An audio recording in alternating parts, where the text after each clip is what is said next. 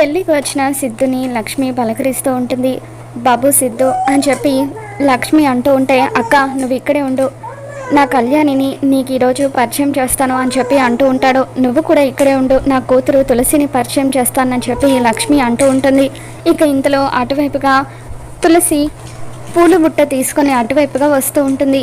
తులసి అటువైపుగా వస్తూ ఉంటే, అమ్మ తులసి ఇలా రామ్మ అంటూ బాబు సిద్ధు తనే నా కూతురు తులసి అని చెప్పి లక్ష్మి పరిచయం చేస్తూ ఉంటుంది.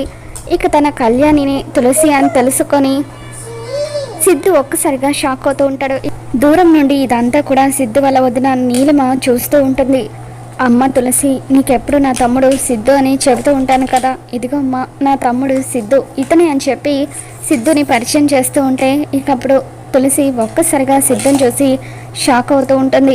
బాబు సిద్ధు, ఇప్పుడు మీ కళ్యాణిని పరిచయం చెయ్యి అని చెప్పి లక్ష్మి అంటూ ఉంటుంది. దాంతో సిద్ధు, అక్క తను నీ కూతురే కదా అని చెప్పి అంటూ ఉంటే, అవును అని లక్ష్మి అంటుంది. అయితే నాకు కాబోయే భార్య కూడా తనే అని చెప్పి సిద్ధు చెప్పడంతో తులసి కోపంగా చూస్తూ ఉంటుంది.